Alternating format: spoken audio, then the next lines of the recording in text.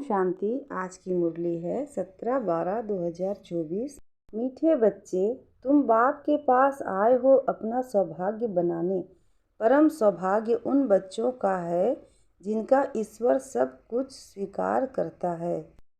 आज का प्रश्न है, बच्चों की किस एक भूल से माया बहुत बलवान बन जाती है? उत्तर, बच्चे भोजन के समय बाबा को भूल जाते हैं।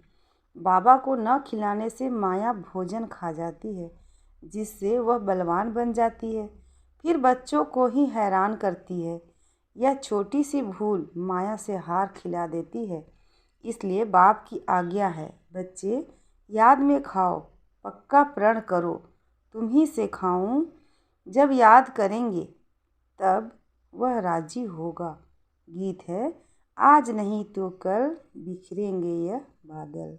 ओम शांति। बच्चे समझते हैं कि हमारे दुर्भाग्य के दिन बदलकर अब सदा के लिए सौभाग्य के दिन आ रहे हैं। नंबरवार पुरुषार्थ अनुसार भाग्य बदलते ही रहते हैं। स्कूल में भी भाग्य बदलते रहते हैं ना, अर्थात ऊंच होते जाते हैं। तुम अच्छी रीति जानते हो, अब यह रात खत्म होने वाली है। अब भाग्य बदल रहा है, ज्ञान की वर्षा होती रहती है। सेंसिबल बच्चे समझते हैं, बरोबर दुर्भाग्य से हम सौभाग्यशाली बन रहे हैं, अर्थात स्वर्ग के मालिक बन रहे हैं। नंबरवार पुरुषार्थ अनुसार हम अपना दुर्भाग्य से सौभाग्य बना रहे हैं। अब रात से दिन हो रहा है। यह तुम बच्चों बिगर कोई को पता नहीं है। बाबा गुप्त हैं तो उनकी बातें भी गुप्त हैं। भल मनुष्यों ने बैठकर सहज राजयोग और सहज ज्ञान की बातें शास्त्रों में लिखी है, परंतु जिन्होंने लिखा वह तो मर गए। बाकी जो पढ़ते हैं वह कुछ समझते नहीं हैं, कुछ समझ नहीं सकते हैं, क्योंकि बेसमझ हैं। कितना फर्क है। तुम भी नंबरवार पुरुषार्थ अनुसार समझते हो। सभी एक रस पुरुषार्थ नहीं करते हैं। दुर्भाग्य किसका सौभाग्य किसी को कहा जाता है, यह सिर्फ तुम ब्राह्मण ही जानते हो, और तो सभी घोर अंधियारे में हैं। उनको जगाना है समझाकर। भाग्यशाली कहा जाता है सूर्यवंशियों को। 16 कला संपूर्ण वही हैं। हम बाप से स्वर्ग के लिए सौभाग्य बना रहे हैं, जो बाप स्वर्ग रचने वाले हैं। अंग्रेजी जानने वालों को भी तुम समझा सकते हो। हम हेविनली गॉड फादर द्वारा हेवन का सौभाग्य बना रहे हैं। हेवन में है सुख, हेल में है दुख। गोल्डन एज माना सतयुग सुख, आयरन एज माना कलयुग दुख। बिल्कुल सहज बात है। हम अभी पुरुषार्थ कर रहे हैं। अंग्रेज, क्रिश्चियन आदि बहुत आएंगे। बोलो, हम अब सिर्फ एक ही हेविनली गॉड फादर को याद करते हैं, क्योंकि मौत सामने खड़ा है। बाप कहते हैं तुमको मेरे पास आना है। जैसे तीर्थों पर जाते हैं ना, बौद्धियों का अपना तीर्थ स्थान है, क्रिश्चियन का अपना। हर एक की रस्म रिवाज अपनी होती है। हमारी है बुद्धि योग की बात। जहाँ से पार्ट बजाने आए हैं वहाँ फिर जाना है। वह है हेवन स्थापन करने वाला गॉड फादर। उसने हमको बताया है। हम आपको भी सच्चा पथ रास्ता बतलाते हैं। बाप गॉड फादर को याद करो तो अंतमति सो गति हो जाएगी। जब कोई बीमार पड़ते हैं तो उनको सभी जाकर सावधान करते हैं कि राम कहो। बंगाल में जब कोई मरने पर होता है तो गंगा पर ले जाते हैं, फिर कहते हैं हरि बोल, तो हरि के पास चले जाएंगे। परंतु कोई जाता नहीं है। सतयुग में तो कहेंगे नहीं कि राम राम कहो या हरि बोल कहो। द्वापर से फिर यह भक्ति मार्ग शुरू होता है। ऐसे नहीं, सतयुग में कोई भगवान या गुरु को याद किया जाता है। वहाँ तो सिर्फ अपनी आत्मा को याद किया जाता है। हम आत्मा एक शरीर छोड़ दूसरा लेंगी। अपनी बादशाही याद पड़ती है। समझते हैं हम बादशाही में जाकर जन्म लेंगे। अब यह अब पक्का निश्चय है। बादशाही तो मिलनी ही है ना। बाकी किसी को याद करेंगे अथवा दान पुण्य करेंगे, वहाँ कोई गरीब होता ही नहीं जिसको बैठ दान पुण्य करें। भक्ति मार्ग की रस्म रिवाज अलग, ज्ञान मार्ग की रस्म रिवाज अलग है। अभी बाप को सब कुछ दे, 21 जन्मों का वर्षा ले लिया, बस फिर दान पुण्य करने की दरकार नहीं। ईश्वर बाप को हम सब कुछ दे देते हैं, ईश्वर ही स्वीकार करते हैं। स्वीकार ना करें तो फिर देवें कैसे? ना स्वीकार करें तो वह भी दुर्भाग्य। स्वीकार करना पड़ता है ताकि उनका ममत्व मिटे। यह भी राज तुम बच्चे जानते हो। जब ज़रूरत ही नहीं होगी तो स्वीकार क्या करेंगे? यहाँ तो कुछ इकट्ठा नहीं करना है, यहाँ से तो ममत्व मिटा देना पड़ता है। बाबा ने समझाया है, बाहर कहाँ जाते हो तो अपने को बहुत हल्का समझो। हम बाप के बच्चे हैं, हम आत्मा रॉकेट से भी तीखे हैं। ऐसे देही अभिमानी हो, पैदल करेंगे तो कभी थकेंगे नहीं, देह का भान नहीं आएगा। जैसे कि यह टांगें चलती नहीं, हम उड़ते जा रहे हैं। देही अभिमानी हो, तुम कहाँ भी जाओ। आगे तो मनुष्य तीर्थ आदि पर पैदल ही जाते थे। उस समय मनुष्यों की बुद्धि तमो प्रधान नहीं थी, बहुत श्रद्धा से जाते थे, थकते नहीं थे। बाबा को याद करने से मदद तो मिलेगी ना। भल वह पत्थर की मूर्ति है, परंतु बाबा उस समय अल्पकाल के लिए मनोकामना पूरी कर देते हैं। उस समय रजो प्रधान याद थी तो उससे भी बल मिलता था, थकावट नहीं होती थी। अभी तो बड़े आदमी झट थक जाते हैं। गरीब लोग बहुत तीर्थों पर जाते हैं, साहूकार लोग बड़े भभके से घोड़े आदि पर जाएंगे, वह गरीब तो पैदल चले जाएंगे। भावना का भाड़ा जितना गरीबों को मिलता है उतना साहूकार को नहीं मिलता।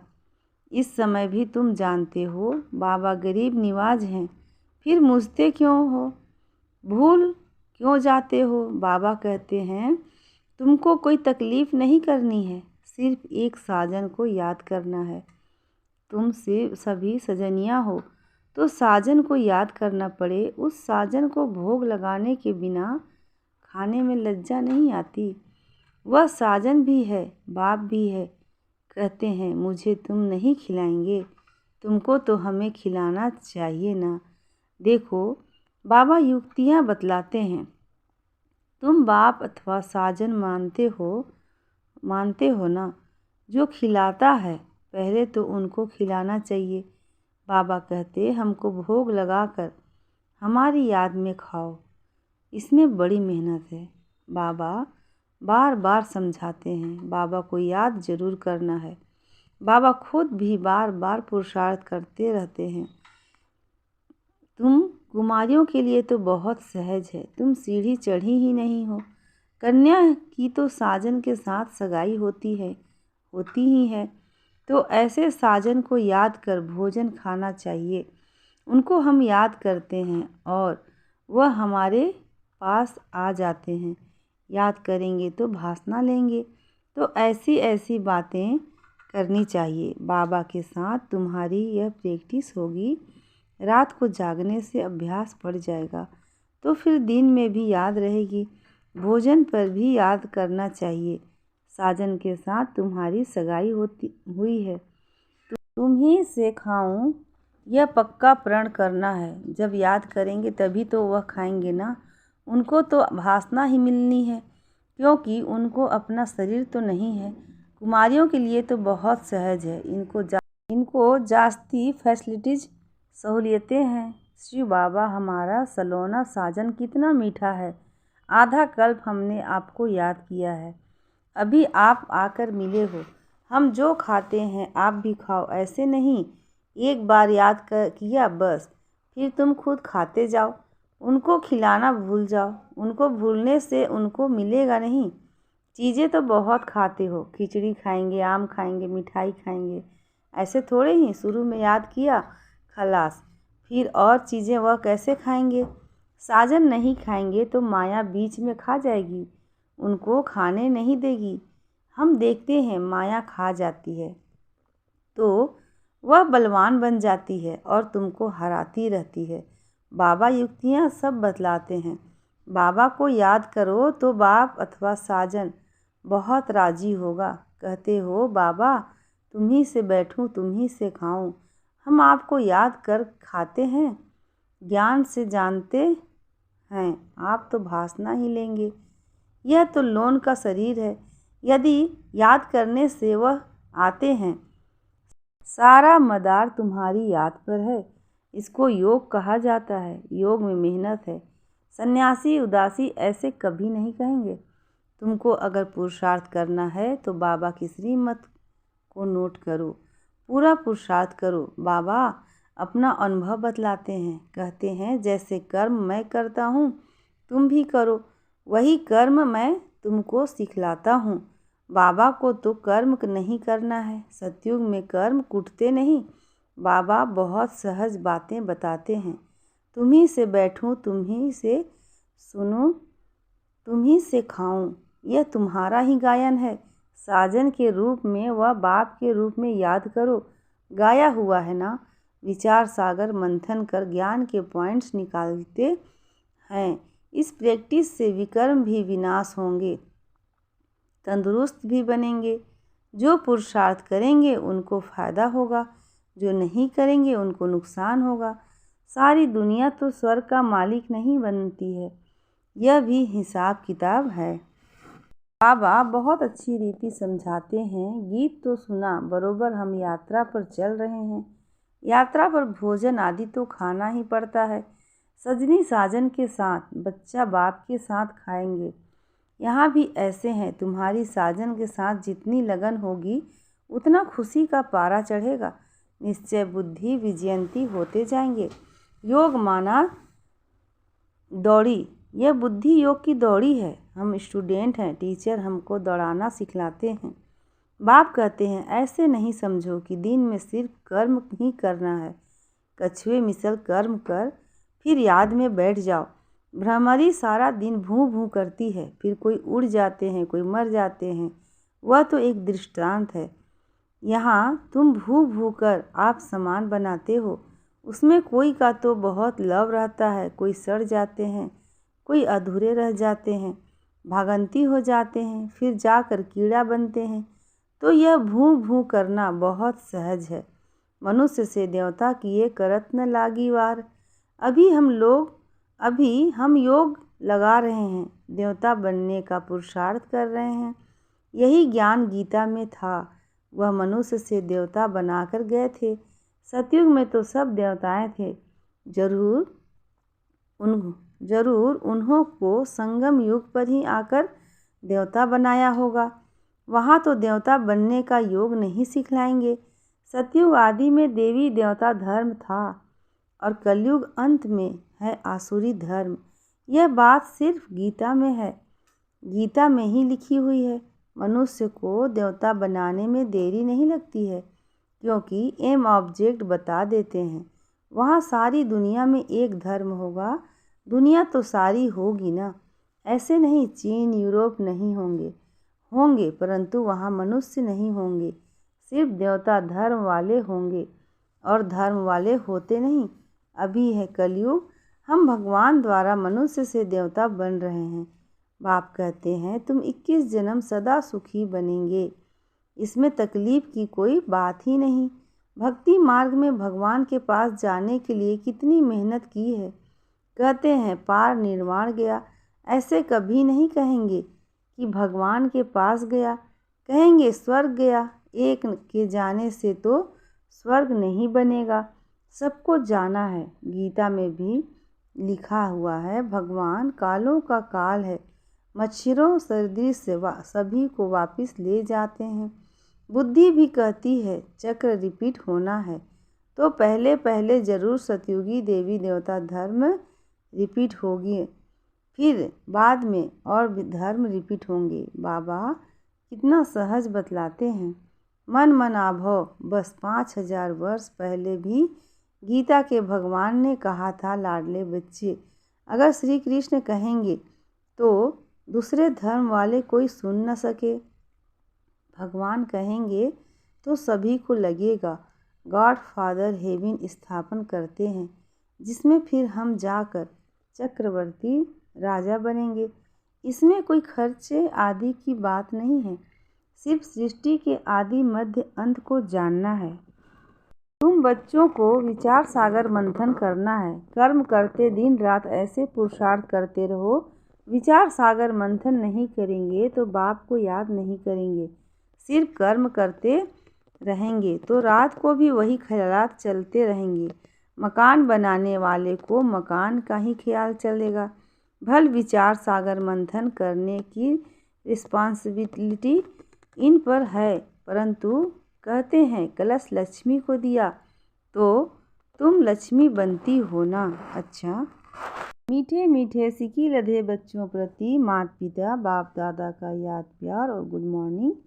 रूहानी बाप की रूहानी बच्चों को नमस्ते और हम रूहानी बच्चों की रूहानी माता पिता बाप दादा को याद प्यार गुड मॉर्निंग और नमस्ते। शुक्रिया बाबा।